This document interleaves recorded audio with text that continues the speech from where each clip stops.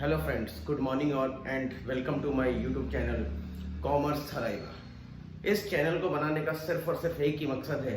मैं देखता हूँ कि बहुत सारे स्टूडेंट को प्रॉब्लम आती है कॉमर्स में, और कॉमर्स के अंदर भी बेसिकली उनको जो प्रॉब्लम आती है वो आती है अकाउंट्स के क्वेश्चंस को सॉल्व करने में, चाहे वो 11th हो, चाहे 12th हो, चाहे सीए फाउंडेशन हो या फिर कॉलेज की पढ़ाई हो। तो आज इस चैनल के थ्रू हम कॉमर्स की पढ़ाई को बहुत सिंप्लीफाई मैनर में धीरे धीरे स्टेप बाय स्टेप करके आगे बढ़ाते जाएंगे। और कॉमर्स मान के चलिए माय डियर स्टूडेंट कि कॉमर्स की पढ़ाई बहुत ही आसान है अगर आप सिस्टमेटिक वे में पढ़ाई करते हैं, तो अदरवाइज ये टिपिकल बन जाता है।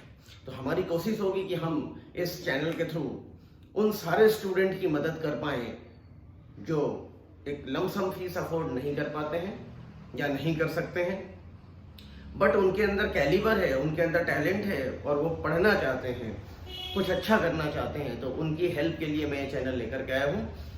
तो चलिए इस वीडियो को स्टार्ट करते हैं बिना देरी किए हुए। कॉमर्स बिल्कुल बेसिक से स्टार्ट करूंगा मैं, बिल्कुल बेसिक से। देखिए, कॉमर्स की शुरुआत क्लास 10th के बाद हुई। क्लास 10th के बाद जब आप 11th में आए, क्लास 10th आपने पास किया, तो आपके पास 3 ऑप्शंस थे। मैं यहाँ सेंटर पे लिख देता हूँ। क्लास 10th के बाद स्टूडेंट के पास 3 ऑप्शन होते हैं। या तो वो पीसीएम में चला जाए, या फिर वो पीसीबी ले ले, और तीसरा ऑप्शन होता है आर्ट भी एक ऑप्शन है, बट मैं आर्ट को भी इंक्लूड नहीं कर रहा हूं। मैं पीसीएम, पीसीबी और उसके बाद जो कॉमर्स है उसकी बात कर रहा हूं। इसके बाद तीसरा ऑप्शन होता है स्टूडेंट के पास कॉमर्स ऑप्ट कर। देखिए, पीसीएम बच्चे जिनको लेना है वो पीसीएम लेते हैं, उसमें कोई दो राय है नहीं। लेकिन जिन बच्चों को मैथ्स में दिक्कत होती है या केमिस्ट्री या फिजिक्स या इन तीनों में से किसी भी सब्जेक्ट में प्रॉब्लम है, ज्यादातर देखने में आता है कि मैथ्स में दिक्कत होती है, तो वो पीसीएम नहीं लेते हैं। कुछ बच्चों को जो पीसीएम, जिनको मैथ्स में दिक्कत है, वो पीसीबी की तरफ जाना चाहते हैं, और पीसीबी में भी मान लीजिए किसी एक सब्जेक्ट में केमिस्ट्री में दिक्कत है, ज्यादातर केमिस्ट्री में दिक्कत आती है बच्चों को, तो वो पीसीबी भी नहीं लेते। अब जिनको पीसीएम नहीं लेना है, जिनको पीसीबी नहीं लेना है, फिर वो कहा, उनके पास ऑप्शंस क्या बचता है, फिर वो आते हैं कॉमर्स में। देखिए, इन तीनों स्टडी के बीच जो मेजर डिफरेंस को हम समझते हैं। पीसीएम वाला बच्चा इंजीनियरिंग फील्ड में जाता है, किसी भी फील्ड की इंजीनियरिंग में जाए। पीसीबी वाला बच्चा डॉक्टरी फील्ड में जाता है, ठीक है।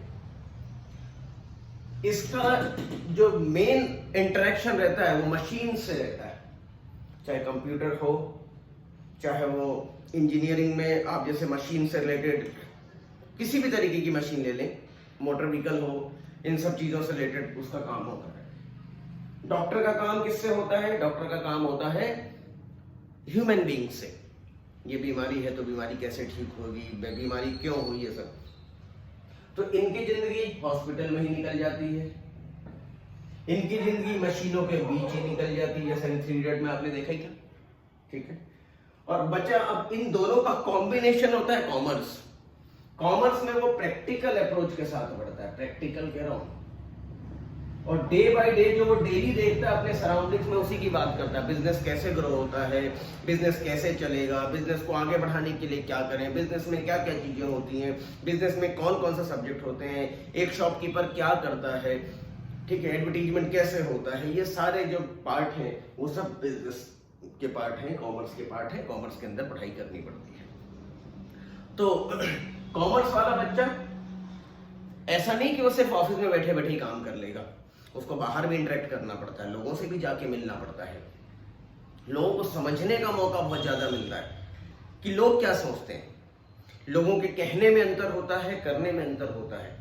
तो कॉमर्स वाला, मुझे ऐसा लगता है कि ज्यादा प्रैक्टिकल हो जाता है इन दोनों की तुलना में। इन दोनों की भी अपनी अपनी इंपॉर्टेंस अपनी अपनी जगह पे है, मैं इसको डिनाई नहीं कर रहा, बट कॉमर्स वाला थोड़ी मस्ती, थोड़ी पढ़ाई, मस्ती के साथ साथ पढ़ाई भी करता है और कर लेता है। तो हम स्टार्ट करेंगे कॉमर्स की पढ़ाई। जब हम कॉमर्स की बात करते हैं तो हमारी जो पढ़ाई की स्टार्ट होगी, अभी बेसिकली स्टार्टिंग की हम पढ़ाई करेंगे 11th से स्टार्ट करेंगे। क्लास 11th में की पढ़ाई से स्टार्ट करेंगे।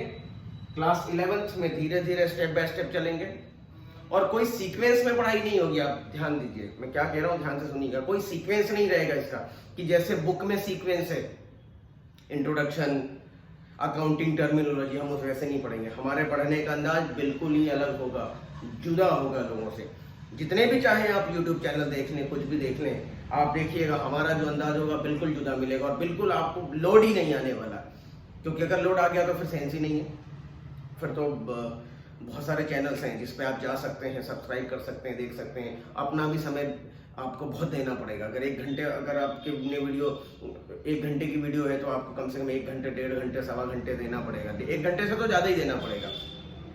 स्लो मोशन में देख सकते हैं, पॉज करना पड़ सकता है, फिर आपको रिपीट करके देखना पड़ सकता है। वो सारी प्रॉब्लम यहाँ पे सॉल्व होने वाली है, सॉर्ट आउट होने वाली है, क्योंकि हम बिल्कुल अलग अंदाज में पढ़ेंगे। हम परमुटेशन कॉम्बिनेशन के साथ पढ़ेंगे कि हमारा आसान काम कैसे हो जाए, कैसे हम एक सब्जेक्ट में कमांड बना पाए, वो हमारी अप्रोच रहेगी। और इसी अप्रोच के साथ हम धीरे धीरे आगे चलते जाएंगे। और एक समय ऐसा आएगा 10, 15, 20 वीडियो के बाद आप देखेंगे कि आपको पढ़ाई बहुत इंटरेस्टिंग लगने लग जाएगी, मजेदार लगने लग जाएगी। And you will enjoy your study, you will enjoy accountancy, you will enjoy your business study, you will enjoy the economics.